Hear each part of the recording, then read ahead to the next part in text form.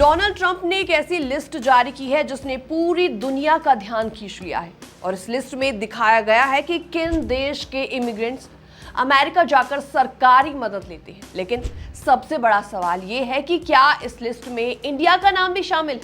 तो रुकिए, जवाब सुनकर आपको गर्व होगा। और शुरू करते हैं पूरी कहानी और डिटेल में सब कुछ आपको बताएंगे। नमस्कार, मैं हूं आपके साथ प्रेरणा कौशिक।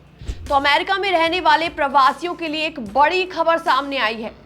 अमेरिकी राष्ट्रपति डोनाल्ड ट्रंप ने social media platform truth social पर एक लिस्ट शेयर की है और इस लिस्ट में उन देश के नाम शामिल हैं जिनके नागरिक अमेरिका में रहकर सरकारी वेलफेयर स्कीम्स और सहायता लेते हैं। लेकिन इस बड़ी लिस्ट में भारत का नाम यहां शामिल नहीं है। यानी इसका मतलब साफ है कि इंडियन इमिग्रेंट्स ज्यादातर सेल्फ डिपेंडेंट है और सरकारी मदद पर निर्भर नहीं रहते। डोनाल्ड ट्रंप ने जो लिस्ट शेयर की है उसमें लगभग 120 देशों के प्रवासियों के बारे में जानकारी दी गई है और इस लिस्ट में बताया गया है कि किस देश में कितने प्रतिशत प्रवासी अमेरिका में रहकर वेलफेयर बेनिफिट्स लेते हैं। और इस लिस्ट के मुताबिक बांग्लादेश के करीबन 54.8% प्रवासी परिवार ऐसे हैं जो कि अमेरिका में किसी न किसी तरह की सरकारी सहायता लेते हैं। पाकिस्तान के 40.2%, नेपाल के 34.8% और चाइना के 32.9%, यूक्रेन के 42.7% और इजराइल के करीबन 25.9% प्रवासी ऐसे हैं जो कि वेलफेयर प्रोग्राम्स का फायदा ले रहे हैं। लेकिन इस पूरी लिस्ट में इंडिया का नाम कहीं भी नहीं है और इस सबसे बड़ी बात यहां पर यही सकारात्मक रूप से देखी जा रही है। इसका सीधा मतलब ये समझा जा रहा है कि इंडियन कम्युनिटी अमेरिका में मेहनत करके पैसे कमाती है, अपनी जरूरतें खुद पूरी करती है और सरकार की मदद पर डिपेंडेंट नहीं रहती। अब बात करते हैं इनकम की। तो रिपोर्ट्स के मुताबिक भारतीय अमेरिकियों की एवरेज हाउसहोल्ड इनकम अमेरिका में सबसे ज्यादा है। प्यू रिसर्च के डेटा के अनुसार अमेरिका में रहने वाले एशियन कम्युनिटीज में भारतीय कम्युनिटी सबसे ज्यादा मजबूत और फाइनेंशियली स्टेबल है।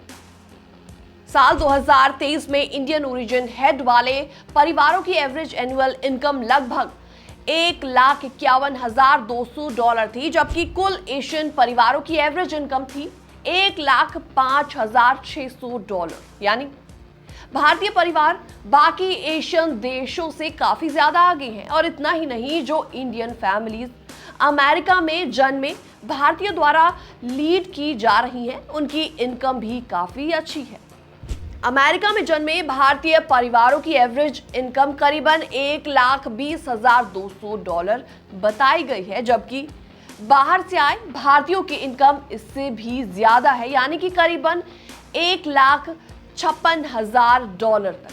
और ये दिखाता है कि भारतीय इमिग्रेंट कम्युनिटी मेहनती, पढ़ी लिखी और फाइनेंशियली बहुत ज्यादा स्ट्रॉन्ग है।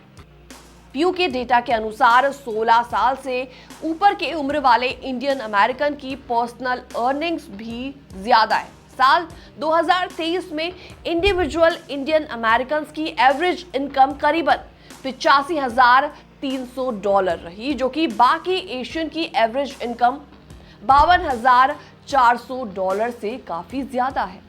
तो आखिर इसका मतलब क्या निकलता है, आप ये भी समझ लीजिए। तो इसका मतलब ये है कि भारतीय प्रवासी इंडियन इमिग्रेंट्स अमेरिका में न सिर्फ अच्छी नौकरी करते हैं बल्कि वहां की इकोनॉमी में भी योगदान देते हैं, उनको कंट्रीब्यूट करते हैं। Indian community IT, health care, business, research, management और हाई स्किल्ड जॉब्स में बड़ी संख्या में काम करती है और इसलिए उन्हें सरकार के वेलफेयर प्रोग्राम्स की ज्यादा जरूरत नहीं पड़ती।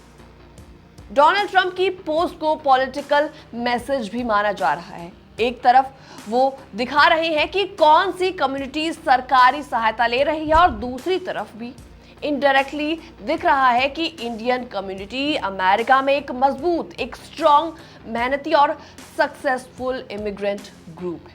तो कुल मिलाकर बात यहाँ पर साफ है, इंडियन माइग्रेंट्स ने अमेरिका में अपनी मेहनत, अपने हार्डवर्क, एजुकेशन और टैलेंट से अपनी अलग पहचान, एक अच्छी इमेज बनाई है। वो ना सिर्फ फाइनेंशियली स्ट्रांग है बल्कि देश की इकोनॉमी और सोसाइटी दोनों में इंपॉर्टेंट रोल प्ले करते हैं। और यही वजह है कि वेलफेयर लेने वाली कंट्रीज की लिस्ट में इंडिया का नाम कहीं पर भी मेंशन नहीं है। फिलहाल इस पूरी रिपोर्ट को देखने के बाद आपका क्या रिएक्शन है? कमेंट सेक्शन में आप अपनी राय रख सकते हैं। बाकी तमाम अपडेट्स के लिए आप बने रहिए हमारे साथ।